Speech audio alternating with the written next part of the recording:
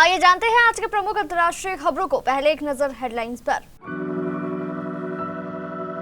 आप सांसदों का बीजेपी में विलय मंजूर, सीएम रेखा गुप्ता बोली, अब राघव चड्ढा स्वाति मालीवाल का स्वागत। आपके साथ सांसदों के टूटने पर अन्ना हजारे का बड़ा बयान। ऑपरेशन सिंदूर का असर, भारत का रक्षा खर्च बढ़ा। 4 मई के बाद दिल्ली से कोई नहीं बचाएगा, मिताली बाग पर हमले को लेकर अभिषेक बैनर्जी का बीजेपी को खुला चैलेंज। तेल रखने की जगह नहीं बची, क्या बंद करने पड़ेंगे कुएं। कौन है ये मिस्टर कूल, ट्रंप के कार्यक्रम में गोलीबारी के बीच भी आराम से खाता रहा सलाद। ईरानी सांसद बोले, पाकिस्तान मध्यस्थ बनने के लायक नहीं। जाने क्या है चांदी सोना का लेटेस्ट रेट। और सड़के चुनरी तेरी गाने पर संजय दत्त ने मांगी माफी, महिला आयोग के सामने हुए पेश। राघव चड्ढा सहित 7 आप सांसदों के बीजेपी में विलय को राज्यसभा के सभापति ने मंजूरी दे दी। इस पर दिल्ली की सीएम रेखा गुप्ता की प्रतिक्रिया सामने आई है। सीएम रेखा गुप्ता ने इस फैसले का स्वागत किया। उन्होंने कहा कि अब राघव चड्ढा, संदीप पाठक, अशोक मित्तल, हरभजन सिंह, स्वाति मालीवाल, राजेंद्र गुप्ता और विक्रमजीत सिंह साहनी बीजेपी संसदीय दल के सदस्य हैं। अपने एक्स पोस्ट में सीएम रेखा गुप्ता ने कहा, माननीय राज्यसभा सभापति श्री सीपी राधाकृष्णन जी द्वारा आम आदमी पार्टी के 7 सांसदों के भाजपा में विलय की आधिकारिक स्वीकृति का हम हार्दिक स्वागत करते हैं। माननीय प्रधानमंत्री श्री नरेंद्र मोदी जी के नेतृत्व और विकसित भारत के संकल्प से प्रेरित होकर लिया गया आप सभी का यह निर्णय अभिनंदनीय है। इसके आगे उन्होंने लिखा, संसदीय गरिमा और अनुशासन को बनाए रखने वाले इन साथियों का अनुभव देश के विकास को नई शक्ति प्रदान करेगा। झूठ और अराजक राजनीति को त्याग कर राष्ट्रीय सर्वोपरि की भावना के साथ जुड़ने के लिए आप सभी को हार्दिक शुभकामनाएं। आम आदमी पार्टी के 7 सांसदों ने आज पार्टी से इस्तीफा दे दिया। राघव चड्ढा, संदीप पाठक और अशोक मित्तल ने एक प्रेस कॉन्फ्रेंस करके पार्टी छोड़ने का ऐलान किया। इसके साथ ही तीनों सांसदों ने कहा कि उनके साथ इस मुहिम में 4 अन्य सांसद भी शामिल हैं। उन्होंने बताया कि उनके साथ आम आदमी पार्टी से इस्तीफा देने वालों में हरभजन सिंह, राजेंद्र गुप्ता, विक्रमजीत सिंह साहनी और स्वाति मालीवाल का नाम भी शामिल है। इस तरह से एक साथ आम आदमी पार्टी के 7 सांसदों के इस्तीफे से पार्टी में हलचल तेज हो गई है। वहीं अब इस पूरी घटना के बाद से समाज सेवी अन्ना हजारे का बयान भी सामने आया है। अन्ना हजारे ने कहा कि लोकतंत्र में अगर उन्हें कुछ ना कुछ दिक्कतें आई होंगी तो इसीलिए वे चले गए होंगे। आम आदमी पार्टी के 7 सांसदों ने आम आदमी पार्टी छोड़ी बीजेपी का रास्ता अपना लिया है। इस घटना पर समाज सेवी अन्ना हजारे ने कहा कि कहां जाना और कहां रहना यह लोकतंत्र में हर व्यक्ति का अधिकार है, इसलिए किसी पर भी कोई जबरदस्ती करना ठीक नहीं है। लोकतंत्र में अगर उन्हें कुछ ना कुछ दिक्कतें आई होंगी तो इसलिए वे चले गए होंगे, इसमें कुछ ना कुछ कारण रहा होगा। लोकतंत्र में उनको जहां जाना हो गए, इसमें दोष पार्टी और संगठन का है। अगर पार्टी सही तरीके से चल रही होती तो वे नहीं जाते। Stockholm International Peace Research Institute ने 27 अप्रैल 2026 को अपनी नई रिपोर्ट जारी की। रिपोर्ट के अनुसार साल 2025 में पूरी दुनिया का सैन्य खर्च रिकॉर्ड 28.87 लाख करोड़ रुपए पहुंच गया।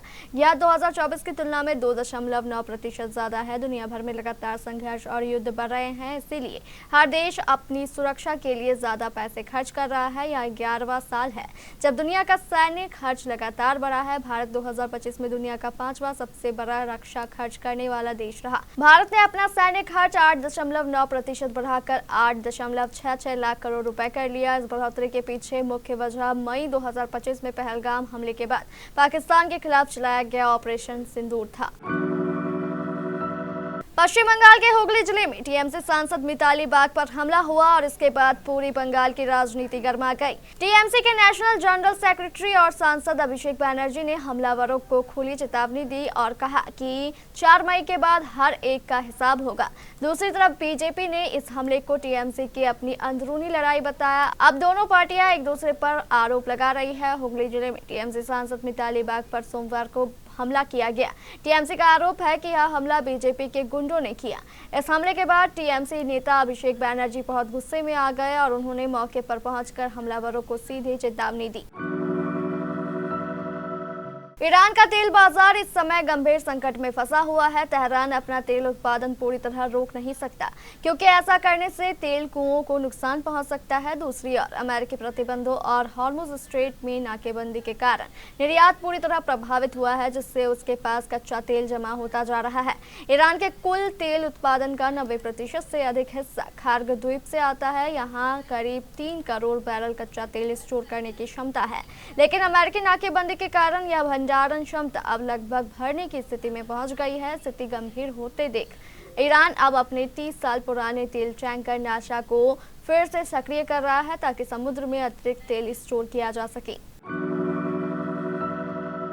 सोशल मीडिया पर इन दिनों मिस्टर कूल की चर्चा है, लेकिन यहाँ बात महेंद्र सिंह धोनी की नहीं बल्कि एक ऐसे शख्स की हो रही है जिसका अंदाज इंटरनेट पर वायरल हो रहा है। हालात तनावपूर्ण थे, गोलियों की खबर से अफरा तफरी मची हुई थी, लेकिन यह शख्स आराम से बैठकर अपना सलाद खत्म करता नजर आया। अमेरिका में व्हाइट हाउस कॉरेस्पॉन्डेंस डिनर के दौरान यह अनोखा पल सामने आया, जहाँ एक तरफ गनफायर की खबर से लोग घबरा गए, वहीं एक शख्स बिना हिले डुले अपनी जगह पर बैठा रहा।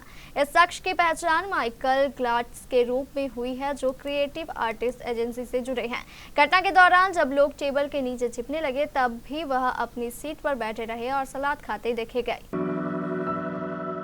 मिडिल ईस्ट में चल रहे युद्ध को खत्म करने के लिए ईरान और अमेरिका के बीच बातचीत में अभी तक कोई ठोस सहमति नहीं बन पाई है। इसी बीच ईरान के एक नेता ने पाकिस्तान की भूमिका पर सवाल उठाए हैं। ईरानी संसद की राष्ट्रीय सुरक्षा और विदेश नीति समिति के प्रवक्ता इब्राहिम रेज़ई ने कहा कि पाकिस्तान दोस्त जरूर है, लेकिन वह बातचीत में बीच का सही पक्ष नहीं बन सकता। रेज़ई ने कहा कि पाकिस्तान अक्सर डोनाल्ड ट्रंप और अमेरिका के हितों को ध्यान में रखता है और उनके खिलाफ कुछ नहीं कहता, इसलिए वह निष्पक्ष नहीं माना जा सकता। उन्होंने कहा कि एक सही मध्यस्थ वही होता है जो दोनों पक्षों के बीच निष्पक्ष रहे, न कि हमेशा एक ही पक्ष की तरफ झुका रहे। उनका यह बयान ऐसे समय में आया है जब ईरान के विदेश मंत्री अब्बास अराक्ची ने 24 घंटे में 2 बार पाकिस्तान का दौरा किया।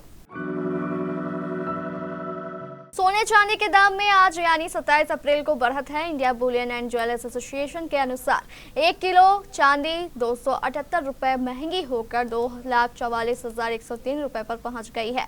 इससे पहले इसकी कीमत 2,43,825 रुपए प्रति किलो थी। वहीं 10 ग्राम 24 कैरेट सोना 16 रुपए महंगा हुआ है, 1,51,495 रुपए पर बंद हुआ। इससे पहले 23 अप्रैल को इसकी कीमत 1,51,479 रुपए प्रति 10 ग्राम थी। 2026 में सोना अब तक 18,000 रुपए महंगा हुआ है। 31 दिसंबर 2025 को 10 ग्राम सोना 1,33,000 रुपए पर था, जो अब 1,51,000 रुपए पहुंच गया है। इस साल चांदी 10,000 रुपए महंगी हुई। 31 दिसंबर 2025 को चांदी 2,30,000 रुपए किलो थी, जो अब बढ़कर 2,44,000 रुपए पहुंच गई है। बॉलीवुड सुपरस्टार संजय दत्त और एक्ट्रेस नोरा फतेही के गाने सर के चुनरी तेरी को लेकर विवाद थमने का नाम नहीं ले रहा। इस मामले में राष्ट्रीय महिला आयोग ने सोमवार को सुनवाई की। इस मामले में पेशी के दौरान संजय दत्त ने न केवल आयोग के सामने अपनी सफाई दी, बल्कि एक बड़ा कदम उठाते हुए माफी भी मांगी।